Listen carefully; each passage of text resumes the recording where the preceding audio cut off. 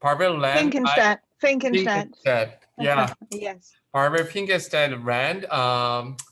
Actually, she got a PhD at the Humboldt University, Berlin. And then she did a postdoctoral fellow at Cambridge. And then she began assistant professor at Warwick about 20 years ago. And then currently, currently she's a head of Department of Statistics at the University of Warwick. And actually, she is known for various work, but in particular, I have interest in circadian rhythm. Actually, she developed many interesting modeling and statistical method to analyze the daily rhythm from the molecular and to the behavior level. So we really, all our group look forward to your talk. And so let's welcome Bärbel. Oh, it's very kind. Yeah. How you're clapping on video. That's really kind. Thank you very much, and thank you for the invitation. I'm glad to say I've only been head of department for 1 year where I served because nobody else wanted to do it. But I got rid of that job, so which makes life a lot better, I can tell you.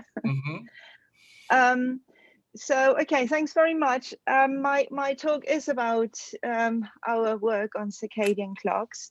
And I'd like to already say in advance, I'm slightly worried because I've put too much in because I know you're working on both accelerometer data and also on delayed stochastic differential equations. So I try to put both in. So generally, I'm interested in, well, I'm a statistician with a strong interest in dynamic models. So my general interest is at the area bridging the gap between data and dynamic models in biology. And the kind of area in statistics usually combining with dynamic model leads to time series analysis. So my background is in statistics as time series analysis. And I'm in particular interested in mechanistic models and trying to combine mechanistic ideas from dynamic models in mathematical biology that arise in mathematical biology with data. And it's quite a complicated bridge because dynamic models usually are very big and data is never enough to estimate it. So very often you sit in between trying to do something with the data that is still mechanistic, if you want to kind of put it in short. My talk has two parts. One is about working on accelerometer data. So that's probably the longer part. And as much as I can manage, and I know already I will have time problems, will be about modeling and inference for reaction networks and gene transcription with application to the SCN. Right, so this doesn't move if I move the cursor, that's interesting. Okay, so circadian rhythm, I'm speaking to the well-known circadian researchers here, so I don't need to say anything about the fact that it has recently been very well acknowledged through the Nobel Prize to the 3 researchers who were involved in discovering the circadian mechanism in the fruit fly. So Michael Rosbach, Michael Young, and Jeffrey Hall. Whoops. Sorry, this is not what I wanted. Somehow I'm a bit worried. It's doing something that I don't want, and I think this has to do with the cursor.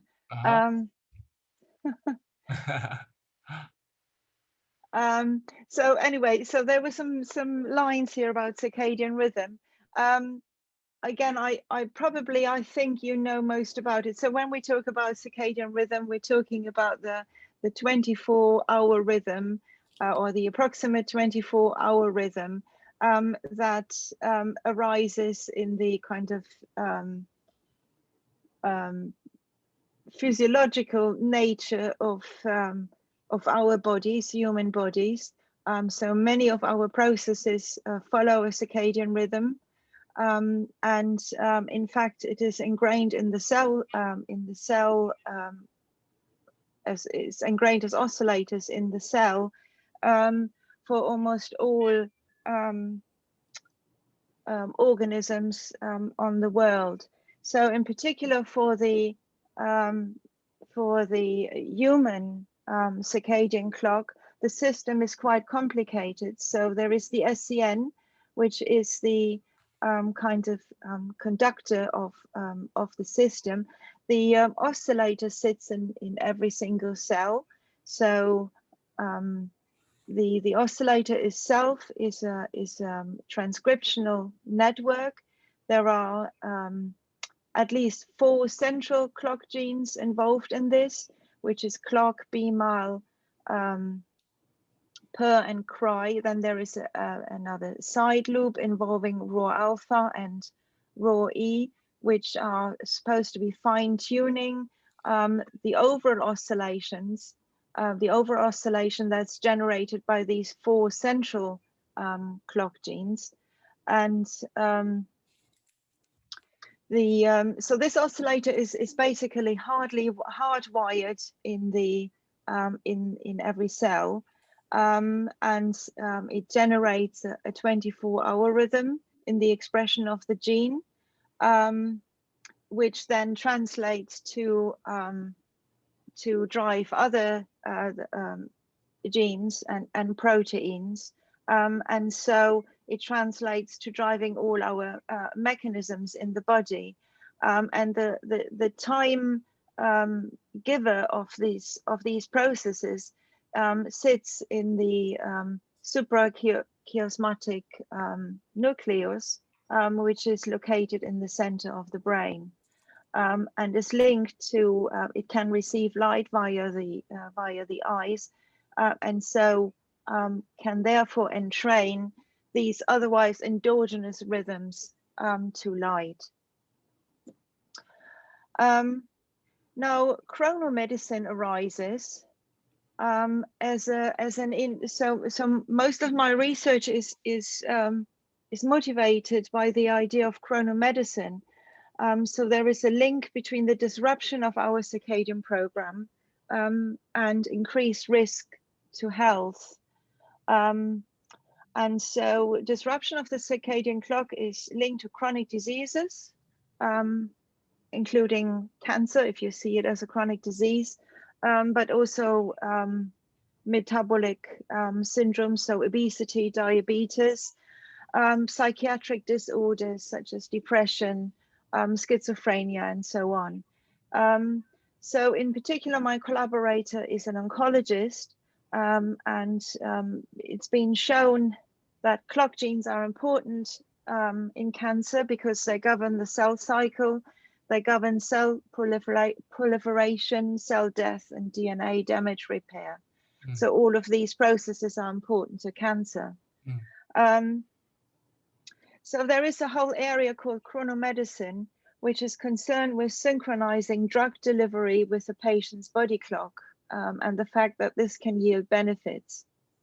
So here is an example, a rather old example, but still very striking, that has been published by my collaborator, Francis Levy, in the Lancet already in 1997. So you can see here the incidence of stomatitis, which is an inflammation of the mouth.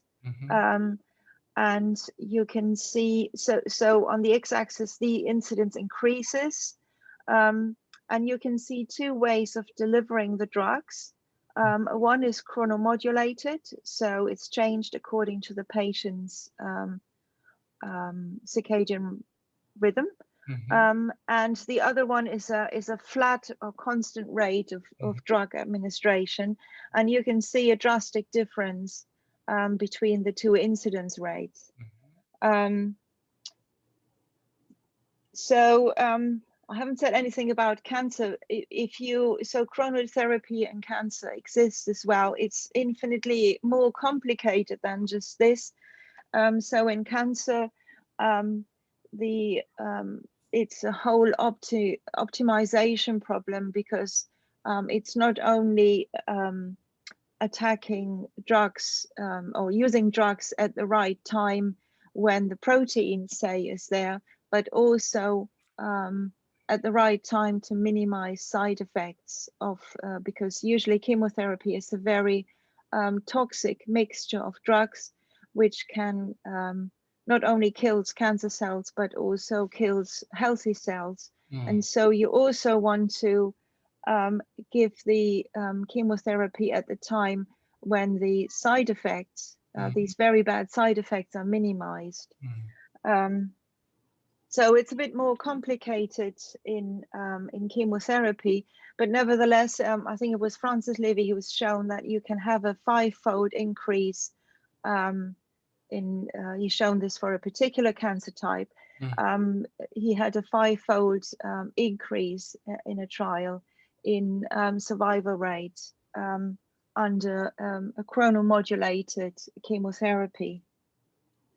So if you then attempt that leads you to wanting to measure a person's circadian clock. So here are circadian markers that are used. So the one I want to pick out, because it is least invasive and most easy to take, is measuring rest activity via an actigraph, or moreover, the sensor we've been working with is what's called a multi-sensor, because it can measure more than just actimetry. It can also take skin temperature. And in fact, so this is this difference between what medics can do and are allowed to do in trials and the commercial development. So this sensor, meanwhile, can measure more, but the clinical trials run on this particular sensor here that can take accelerometry, so rest activity via accelerations, and skin temperature, which also has a circadian cycle.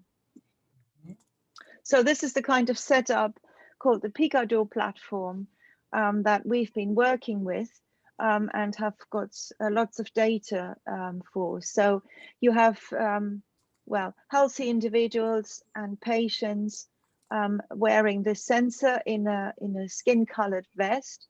The skin temperature can be measured every 1 minute, and the accelerations actually can be taken every 1 minute as well.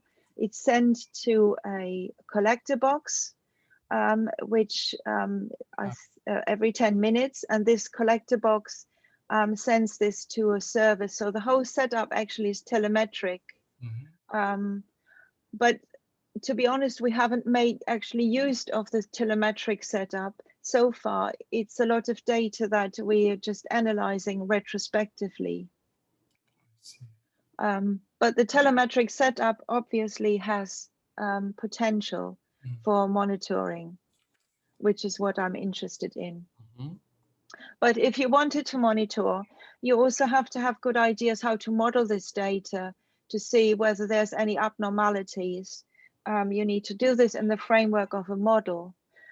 So the raw data, actually, I will only be talking about accelerometer data mainly. Looks like this. So here you've got 5 days of data per minute. You can see it's quite the discrete nature for low observations. It's because it's a mode that counts how often the intensity crosses a threshold, a preset threshold, in the interval of 1 minute. So therefore, this records integer data. I've got building work outside. Can you hear that? No. Okay, very good. And so you can see there's this has got a discrete nature, and you usually have a very high peak at at 0 accelerations happening predominantly during the night. You can see that this kind of wave is not really sinusoidal. It gets a bit more sinusoidal if you aggregate it. But the kind of model that we are using to model this is not a sinusoidal model, but it's a hidden Markov model. So there we assume that you have a set of states over time which follow. We started by assuming that this follows a Markov chain. You could imagine this to be, it's unobserved, you can imagine this to be kind of representing the state of your clock. Well, actually for accelerometer data, it's better to interpret it as states of activity. In particular, we've assumed 3 states. We've tried more and less. So at the moment, let's stick to 3 states. That's kind of our experience as to how it works best. So you have a kind of inactive or rest state, which includes sleep. You have a moderately active state and a highly active state. So these states variable here can assume 3 different states. And then there are vertical arrows showing up. These are called emission densities. So they point to the data. So here's your time series data, which is observed. Okay, so this kind of whole setup therefore consists of an unobserved process over time, which is assumed to be a Markov chain. Here are the transition densities. And this Markov chain is connected to the data via what's called emission densities or measurement densities. Okay. For this kind of model, it's very straightforward, well, relatively straightforward. This is an existing classical time series model. It's relatively straightforward to make inference for this, in particular under certain assumptions of these emission densities. If they are normal,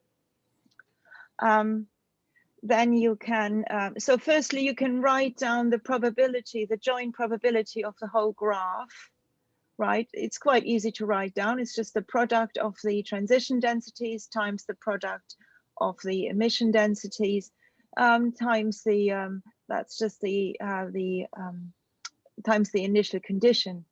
Okay, and you can code this into matrices. So suffices to say that you can write down the likelihood, you can write down analytic expressions, the parameters that tune this is the that are unknown and that we want to infer is the initial state distribution, the conditional probability matrix, and the Markov chain transition matrix. Okay, and if you assume a normal density for the emission, which looks crazy if you look at the data, but statisticians like to apply transformations. So the transformation we did here was take the square root, which is similar to taking the log, but less extreme. And also some kind of aggregation over time. So we put this into 5 minutes, which makes the spike at 0 somewhat lower. So you get a bit more scenario, actually a scenario that reasonably well can be approximated by normal emission densities here. But obviously this is an assumption and something to work on. So if you do this, you can do likelihood maximization. There's a closed solution via an EM algorithm, and so we've done that. And it, if you proceed like this, you can very quickly summarize lots of data from many people. Here's an example of the estimate of such a transition probability, which is quite typical. So this is here along the diagonal, you've got the probabilities of staying from one interval to the next in the same state. So this guy here on the left gives you the probability of staying in the rest state. It should be very linked to staying in sleep state also and not having many interruptions. So this probability here should be high if you're a good sleeper, so to say. The whole use of a Markov chain and a kind of time series setup and correlation over time is justified already by estimating like this, seeing that you have higher probabilities along the diagonal. So you have a propensity to stay in a state as you would naturally have in a time process. And then these off diagonals, they capture the probabilities of swapping between states. So going from 1 to 2, going from 1 to 3, 2 to 1, 3 to 1. You can hardly see any events. So the probability is virtually estimated to be 0 because this person didn't have any transitions directly from high activity to sleep or from sleep directly to high activity.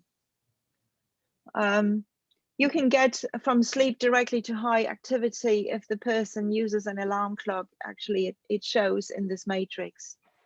You can summarize this in the data graphically by what I informally call a stripy plot. So the model allows you to reconstruct the unobserved states. So here is the data. The unobserved states has 3 levels.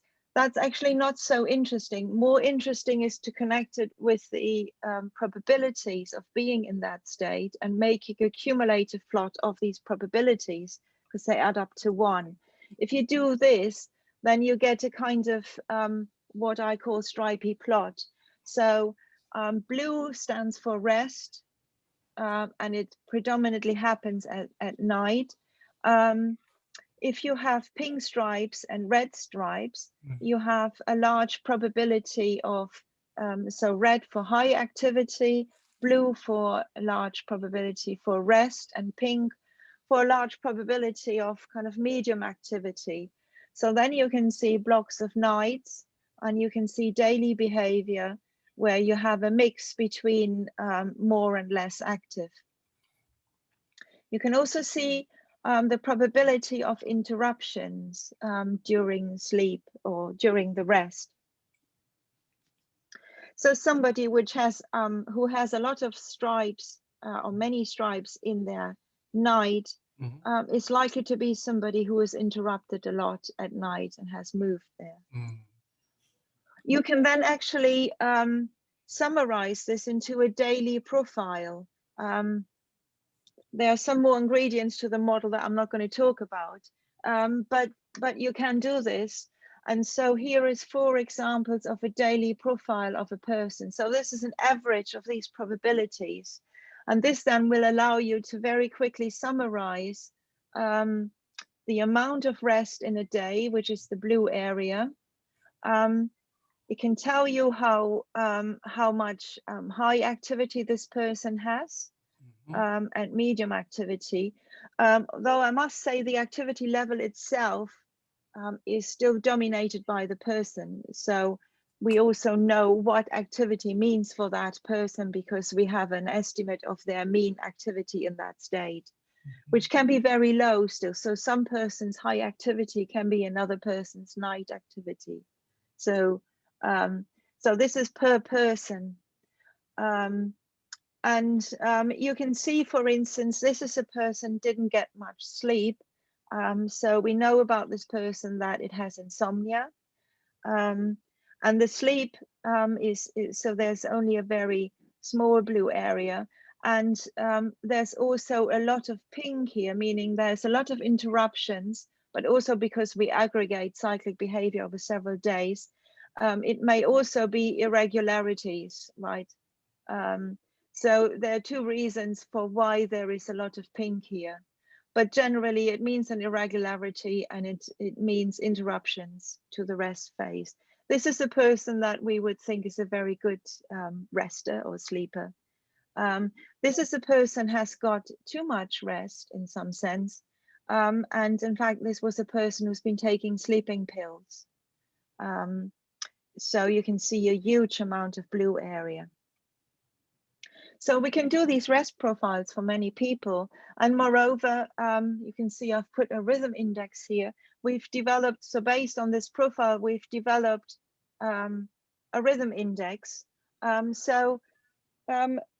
You can, for a given amount of rest that a person has, so we take that as given, and a given center of rest, which is the center of the blue curve, we could construct two cases. One is you basically rest randomly over the day. So that's distributing their rest, their blue area, as it were, as a horizontal curve, where you randomly rest throughout the day. So the absence of a clock, as it were. And the other extreme is where you always go to bed at exactly the same time. You have no interruptions, so you stay in rest with probability 1, and you get up at the same time. That would be the gray box. And usually the people sit in between, and you can normalize it in such a way that you construct a rhythm index which assumes a value of 1 for the gray case and assumes a value of 0 for the blue case.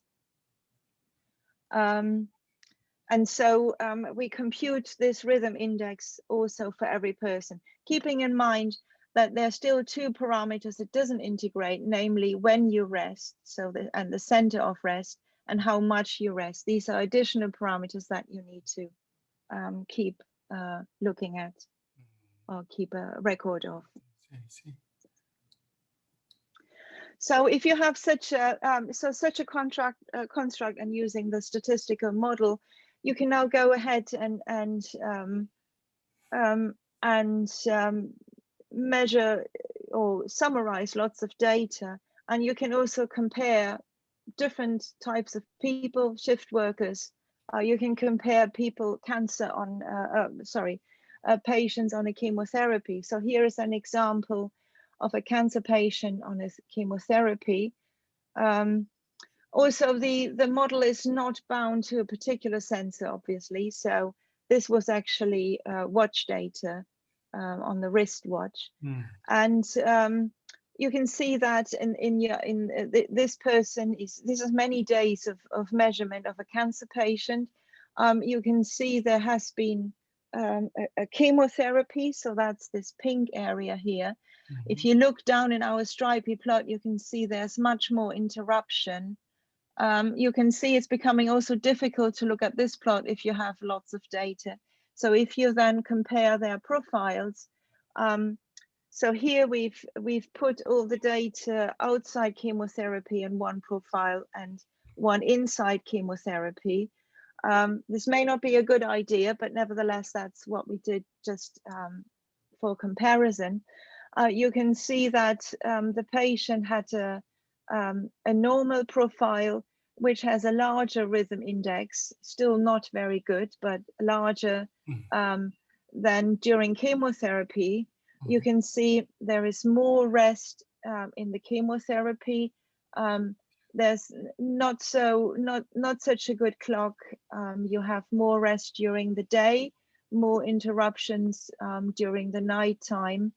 And generally the red and the pink are a bit more swapped, saying that the person has had less activity, less dark red and more pink. So you can very quickly summarize how this person has reacted to the chemotherapy and what the effect on the circadian clock is. In fact, we've used this now quite a lot also on data for shift working. So here's an example.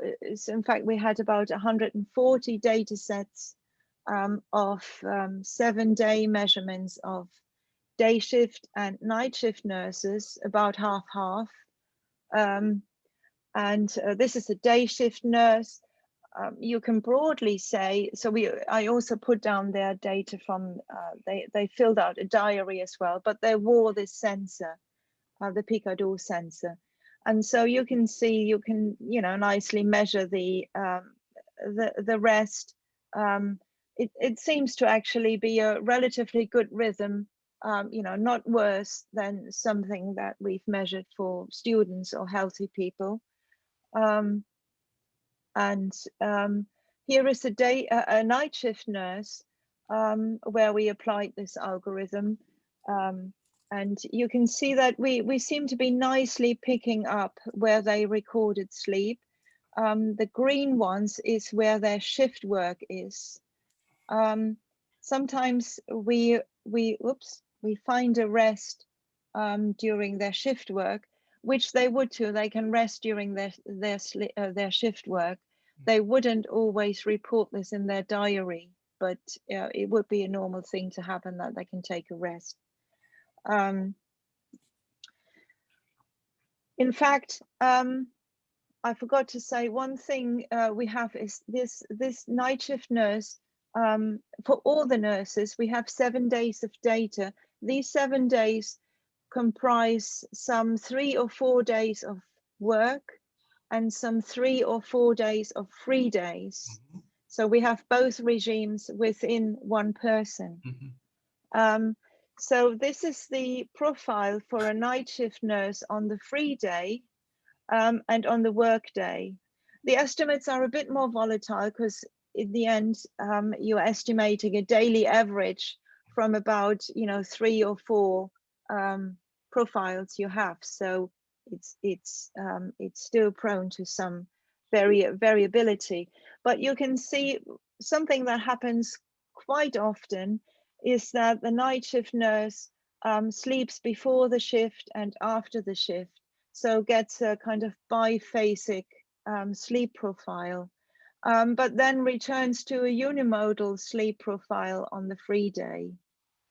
So in fact, the rhythm index is quite good on the free day. So this seems to be a night shift nurse that adjusts quite, flips quite back to a rhythm reasonably well on their free day. In fact, we've done this for many nurses, like I said, about 140 and roughly 70 in each group. And we compared the circadian parameters. So this is relatively recent work with a PhD student. And we compare the P11, remember that's the probability in the matrix of staying in rest. So we believe it says something about your quality of sleep. Mm-hmm. I'm trying to always say rest, but it includes sleep, so it is very linked. Then here is the rhythm index. Here is the rest amount, so the blue area. And here is the center time of rest, okay? And so we have day shift and night shift, so the 2 groups. And then green is this on the free days, red is on work day, okay? So let me summarize what we can find. We find that the night shift nurses generally, both on free days and work days, have a lower P11, so a lower probability of staying in rest. It looks small, but this difference, remember, this is a probability, and we've got quite a lot of data. This difference is significant.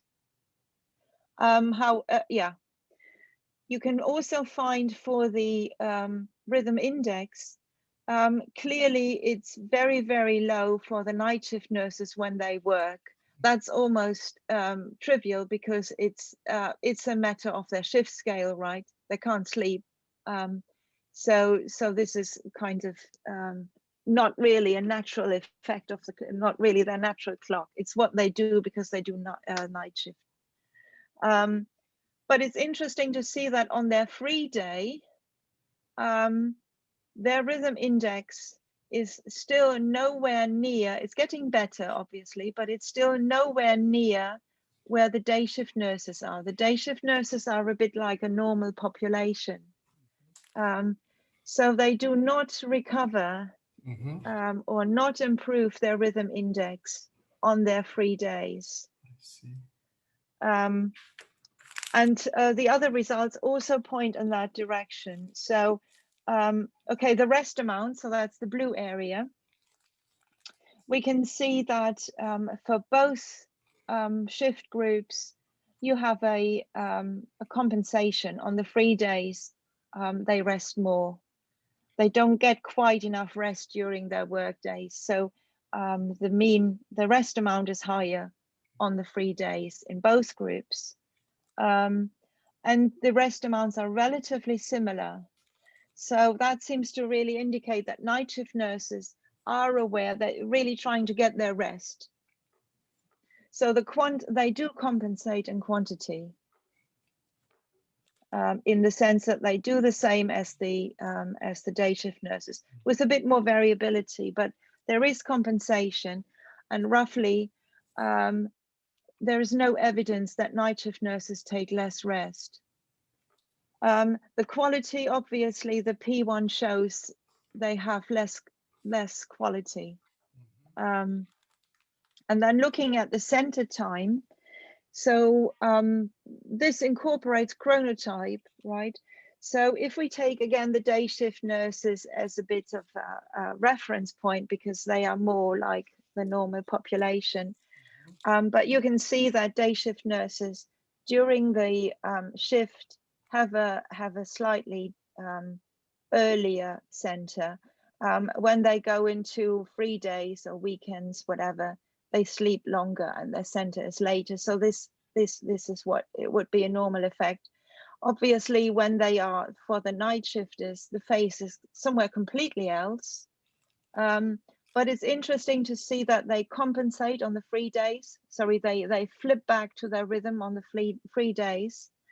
But if we take this as a kind of reference scenario, they don't quite achieve it. So their center is still somewhere in between. So this difference between this here and where the green one is for the day shifters on the free day is still significant. So so from that we conclude that night shift nurses on their free days are not, it's not enough time for them to go back to their normal rhythm. So the interruption basically takes longer as these people are allowed to go back to their free days.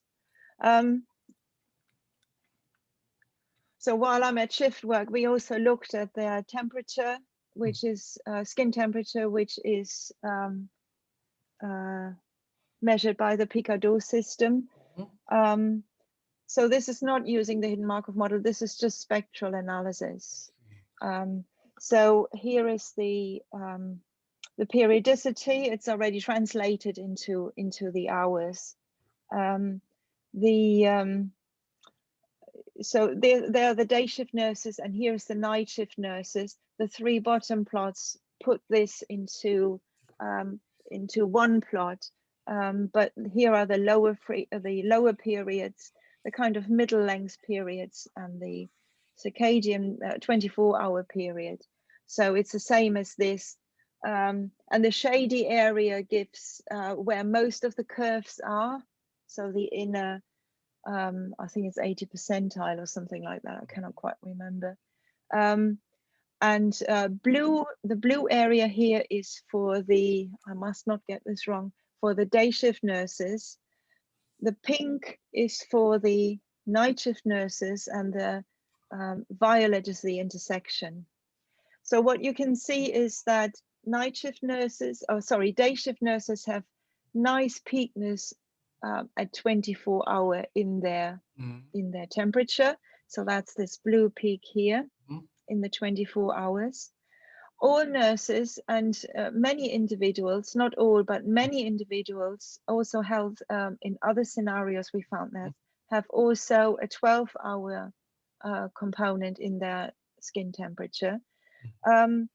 It's a bit stronger for the day shift nurses, but and a bit wider for the night shift nurses.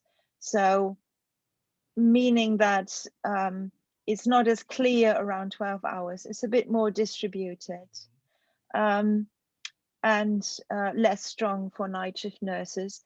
And also night shift nurses come up more in lower periods, in particular around 8 hours. We don't quite know why. It could be the shift length that might be causing this. We don't really know, but it's very strong. But altogether, looking at the lower frequency, the night shift nurses have more contributions in their spectrum at lower frequency, 12-hour frequency, not so strong in the 24-hour frequency. So there's more propensity to have not such a strong 24-hour cycle in the temperature, and more propensity to exhibit lower cyclicities. And these are correlated. We also find that these lower cyclicities or periodicities, they're not really strong periods, they're just interruptions really. They're correlated with activity as well. So ongoing research in this direction. We are looking into further developing the hidden Markov model. So certainly bringing also into a Bayesian framework. We are interested in coping with any kind of emission densities without having to impose a normal one, and also emission densities that can be multivariate. So for instance, we could aim at putting temperature and accelerometry into a hidden Markov model together. We haven't done that yet.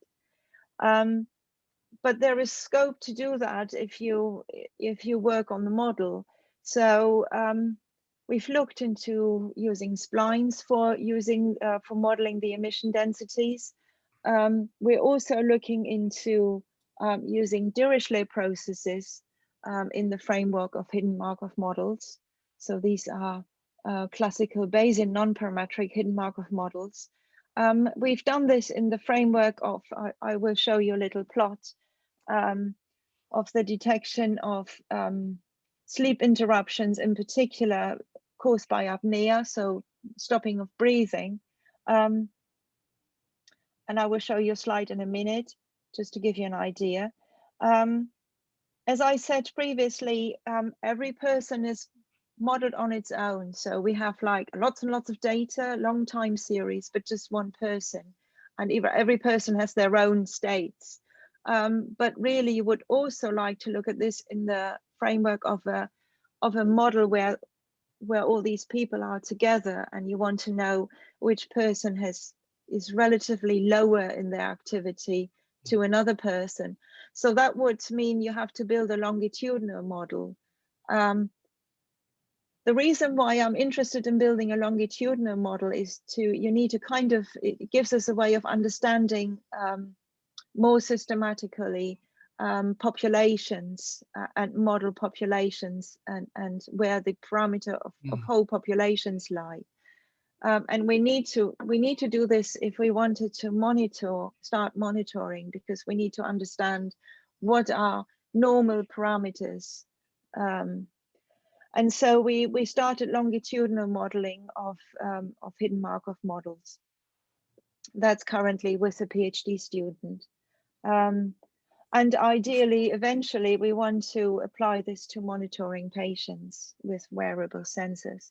And this is a current PhD project just started. So just to give you an idea about splines, we've developed an algorithm that fits the emission densities. So here's a marginal histogram of actimetry of a shark.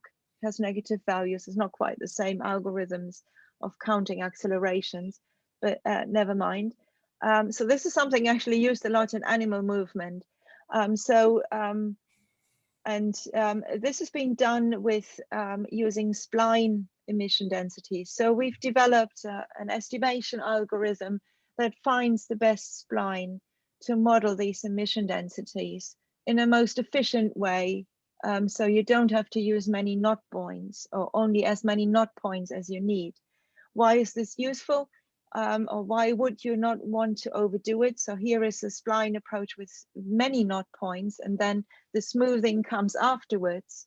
But you've already estimated with huge amount of parameters. So if you do this vis-a-vis a very data heavy scenario where you've got lots of data in your time series, it actually becomes impossible to check out how many states you have, because you cannot run the model for many states. It just won't do it. You get convergence problems. Even in the parametric approach, so the model I've talked about, if you apply this in big style to 100 people, and you want to assume 5 states or 6 states and check out how that model fit is, you can't, because you can't estimate it. The algorithm won't converge. A non-parametric model has higher chances of actually being able to fit, because it's so flexible that you can basically make the model fit to more data, or to data to any size of data, even if the because it can cope with violations of the model in the parametric world. Like if the normal is not a good assumption, then my model is so wrong that the algorithm might have troubles finding any solution.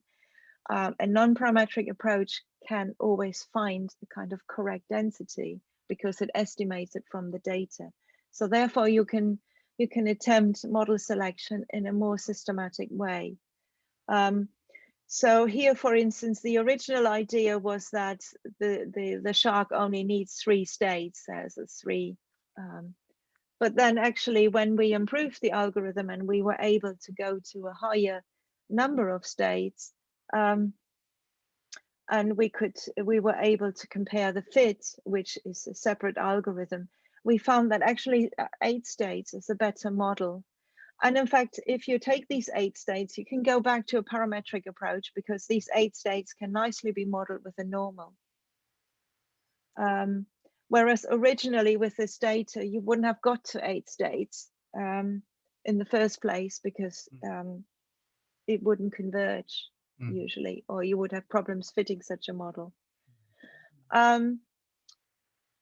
Another kind of related work, but not in the framework of hidden Markov model, is to look at oscillatory data of breathing.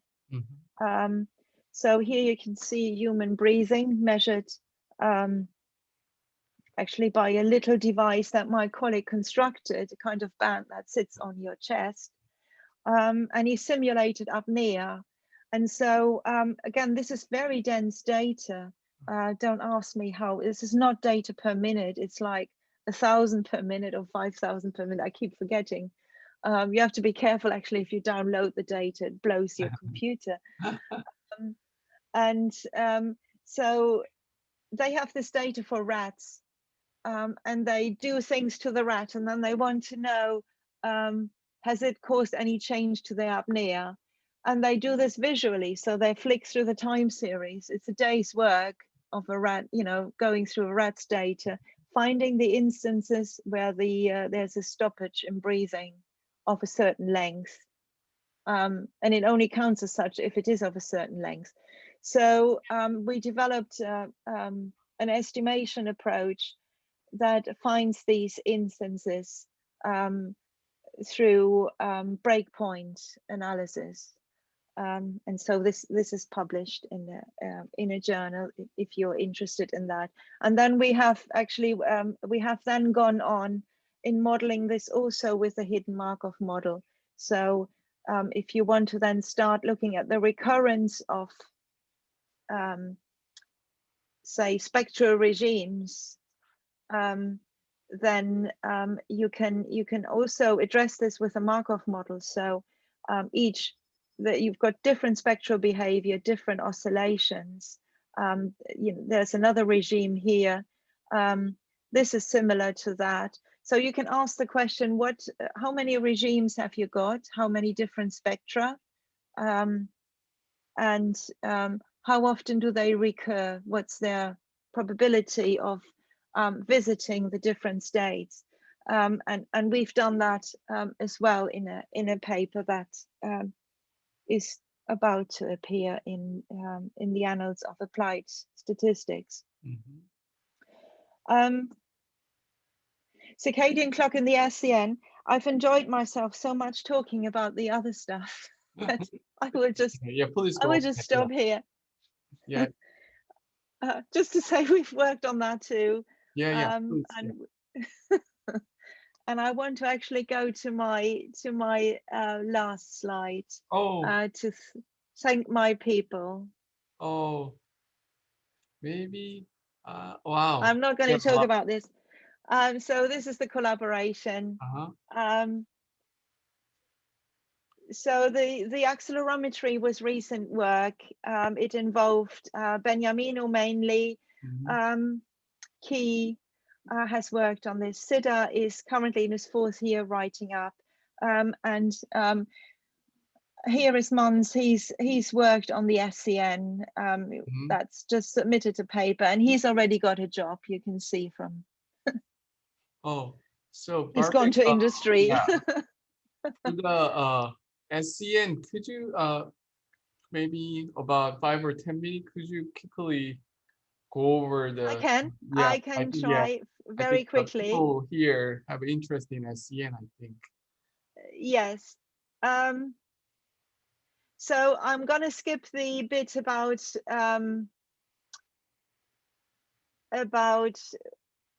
well, where do I start? So gene transcription very quickly. You will all know there's transcription, translation, degradation. You've got the reaction network and the approximations. So you probably all know about this integral. Yes. You know about the problem that the master equation, you can write it, but you cannot solve it exactly. You can simulate exactly with Gillespie, but that doesn't help you much for inference if you have many molecules. So we've been looking at approximations. You know the chemical Langevin equation as an approximation, right? So that's just a stochastic differential equation. Here is the general form, X is the changes in the species. You know that the equation is entirely driven by the parameters of the chemical network. So the birth and death rates all go into these functions here. But so this is an approximation that you can use. It again has problems for inference because the transition densities again are rarely solvable, except for very rare cases which relate to finance models actually. The approximation we work with is a linear noise approximation, which approximates the path of the molecular numbers by a normal approximation, which has as its mean the solution of the ODE, basically the solution of the deterministic part of your equation. And it has a variance covariance matrix, which you, suffice to say, you can compute. Again, the parameters that go in there are from your reaction network. So in summary, you have a path that for your molecular species that has a normal distribution with a mean given by the solution of the ODE and a variance covariance matrix that can be computed from any time point to another time point. So you have a transition, you can compute a transition. So you have the LNA gives rise to Gaussian transition densities that you can compute. And so therefore you can use it for inference. The framework, you need to put this together with a measurement model, right? Because you never observe number of molecules. You observe light or something like that. Mhm. So you need to also, these are your molecular numbers. You need to put a process on this that relates your molecular numbers to camera light. So one assumption is to make it like this. Okay. Mhm. The other thing this function f does is may reduce dimension. So some of these species you may not observe. So if you put the two together, then you have again a hidden Markov model, and you can solve everything in the framework of this hidden Markov model, or state space model actually. There's two things that drive this: the transition densities. So here, these are now continuous state space, and the emission densities. And if you don't do a Bayesian approach, the Kalman filter and Kalman filtering approaches do solve this optimally. And also there exist Bayesian approaches. So in the Bayesian approach, you basically do two things. You find model parameters based on the likelihood. This is what you do in the frequencist approach, but you iterate this with estimating the hidden states. Right. And so your MCMC will iterate between these two.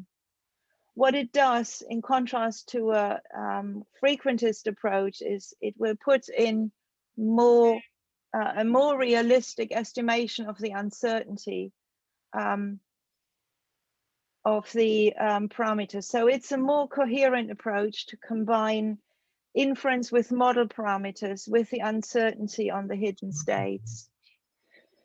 But yeah, the Bayesian approach incorporates the frequentist step, as it were. And so we've applied. So the further thing is we've set up the delayed differential equation model for the clock. So you can see there is the stochastic differential equation. It's got the birth and the death rates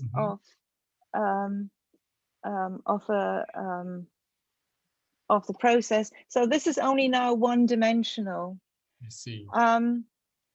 And our transcription, so we have a Hill function here for the birth rate, which has a Hill coefficient. I refers to the location of the cell.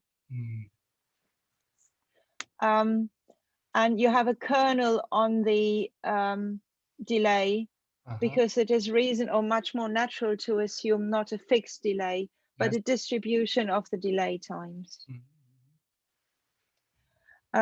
So this is then the stochastic differential equation with the delay in it. That's then combined with a measurement process. So the process here we're working with has a camera opening over half an hour. So that's in this integral. So in other words, the data you're observing is more smooth than the process, if you observe it at smaller intervals, because you're aggregating over time. And you have a proportionality with the light. We assume normality. Obviously, you can do other things, but that's the best start. And you can check afterwards whether this was a good idea. And it works. So we're quite happy with that assumption. And so the solution to these two processes for inference has been published. We've done that. You know the paper, I think. Then we've added a third ingredient because we now have this data over space. So we've got many time series over the SCN. And so we assume a kind of Markov random field. So the theta I are the parameters in each cell. We assume there is some kind of grand mean and disturbed by some variation. Okay, so this is a kind of first order Markov random field. So you have to put a neighborhood structure on this, as you have to make an assumption as to what does this I refer to, and we use just the next neighbors. So 8 surrounding locations of a pixel. I see. So here, regardless of space, you assume that the mean is the same, but only the noise level. Well, you're not assuming it's the same, but you're assuming there is some overall mean, and then locally you have a deviation from it.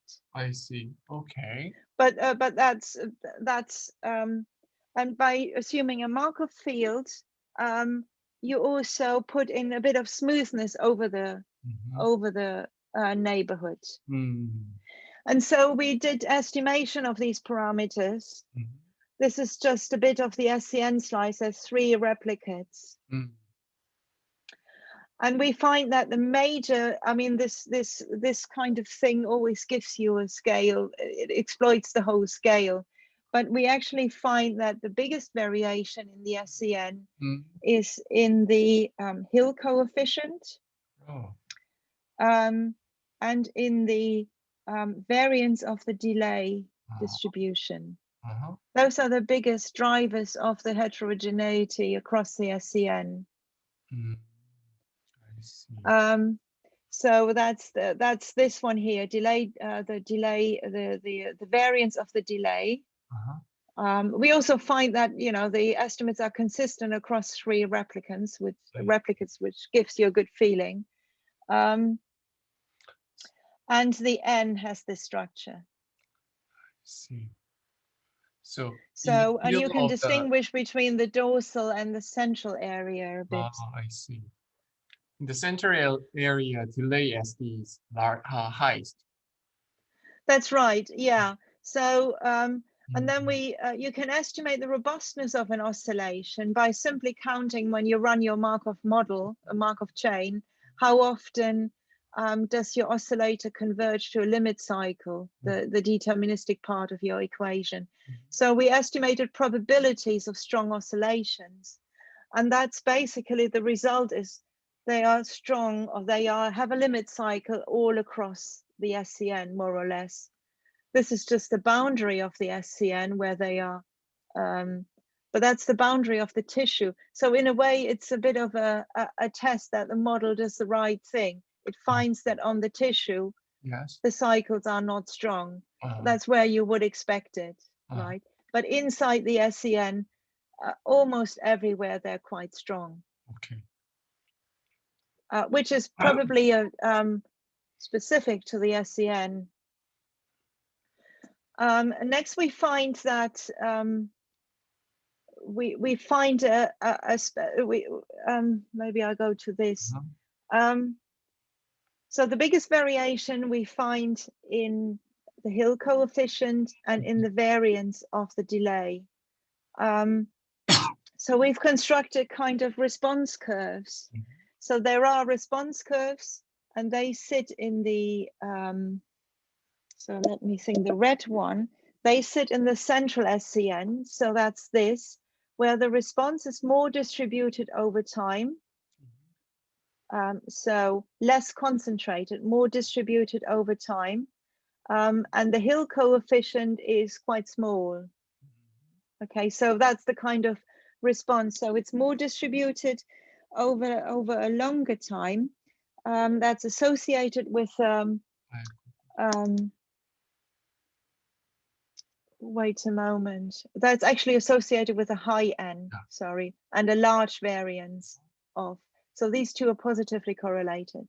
So high Hill coefficient and large variance lead to a response curve with more distribution over time. And these are associated with a more robust behavior and with a response over a longer time scale. And then the other ones with a low N and a low variance are a more concentrated response at a particular time. And so if we analyze these and in particular compare the blue with the red, so the red are the ones associated with the central SCN, the blue are more associated with the dorsal. Then we can, so this is actually their spatial behavior. Then you can find that, so it translates into a spatial structure which essentially distinguishes between the highly robust and synchronized central SCN and the possibly more entrainable dorsal area. Let's see. Entrainable dorsal area. So, so this is what we can derive from fitting this model across the whole of the SCN. I see. So this is written up in a paper. I haven't. We've also checked out how they stay synchronous, and again the blue ones. So the blue ones, they seem to be more entrainable. So they react more to perturbations.